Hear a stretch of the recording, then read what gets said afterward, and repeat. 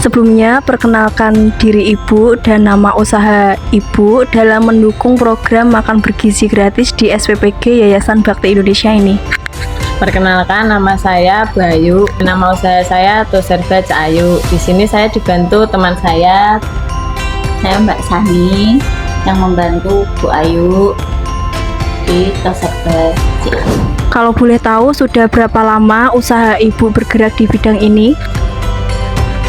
Kalau untuk dagang itu sebenarnya saya sudah berdagang sebelum ada dapur itu ya Mbak ya. Nah, jadi setelah ada dapur itu dampaknya sangat luar biasa bagi saya dan juga teman saya. Karena mulai dari orderan yang mungkin dari misalkan buah nih, kira-kira mungkin satu hari saya cuma bisa menjualkan 1 atau 2 kardus saja. Nah, sekarang adanya dapur ini sekali order bisa sampai 18 kardus begitu. Selain itu juga ada bahan baku lain, misal tepung, satu hari itu paling saya bisa jual 3 kilo. Sekarang sekali order dari dapur, satu dapur saja saya sudah bisa kadang 12 kilo, kadang 20 kilo begitu, dan juga bahan-bahan yang lain gitu Mbak. Ya, dengan adanya dapur MBG ini pemasukan itu lebih banyak, penjualan itu lebih banyak juga, jadi pemasukan di saya juga lebih banyak gitu. Bahan pangan apa saja yang disuplai ke dapur di SPPG Yayasan Bakti Indonesia ini kalau boleh tahu Ibu? Ada macam-macam ya Mbak, tergantung dari menu apa yang mereka akan sajikan ke anak-anak. Misal kayak ada tempe, ada tahu, ada sayur mayur, ada daging, ada ayam begitu. Jadi saya juga bekerja sama dengan orang-orang di sekitar dapur situ. Umpamanya ada yang punya usaha jual tempe kayak gitu, nanti tempenya saya ambil untuk saya setorkan ke dapur gitu. Sayuran juga kan banyak petani yang panen sayuran. Nah, itu nanti saya beli bisa saya setorkan ke dapur begitu Mbak. Jadi ini mencakup semuanya begitu ya? Ya, kalau dari ayam juga ada pemotongan, rumah pemotongan ayam gitu. Terus apa yang di sekitar dapur. Jadi orang-orang di sekitar dapur juga supaya bisa merasakan dampak dapur juga Mbak. Bukan hanya dari saya sendiri gitu yang merasakan, juga bisa dari sekitar dapur. Apakah dengan adanya program ini membuka peluang kerja dan membuka lapangan kerja di lingkungan usaha Ibu?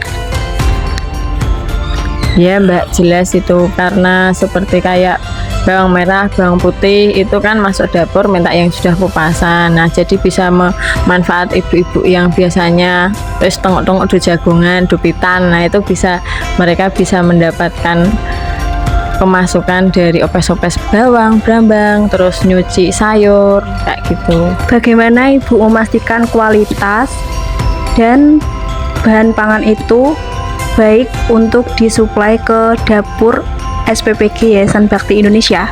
Nah, jelas kita harus memastikan barang itu baru Mbak.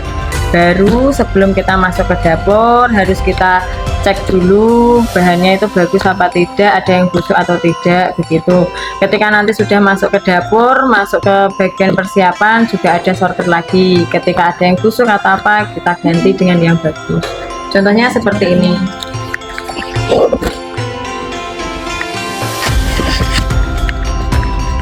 Nah, ini apel merah ya, sesuai dengan menu untuk besok itu apel merah kita pasti buka satu-satu dulu gitu. Jadi nanti ketika ada yang busuk atau apa, kita bisa mengganti dengan yang bagus. Pokoknya masuk dapur itu kita pastikan bahan harus bagus, harus yang bagus ya. Karena nanti ketika masuk dapur bahan tidak bagus, dapur juga tidak mau menerima. Untuk harapannya sendiri nih Bu, untuk kedepannya ketika program ini berlangsung itu seperti apa? Ya, saya berharap program ini terus berlangsung Mbak, karena itu bisa membuka lapangan pekerjaan untuk banyak orang begitu ya, terutama orang-orang di sekitar rumah saya itu yang biasanya nggak punya pekerjaan kayak gitu kan, nganggur di rumah, itu sambil cerita tuh tangannya bisa sambil menghasilkan uang gitu. Harapan saya ya program ini tetap berjalan terus biar toko kami juga kebanjiran orderan. Baik, terima kasih atas waktunya Ibu. Untuk harapannya, semoga program ini terus berlanjut agar membuka lowongan pekerjaan bagi mereka yang membutuhkan. Untuk Ibu supplier sendiri, semoga orderannya semakin banyak dari dapur-dapur lainnya. Gitu nggih. Terima kasih banyak.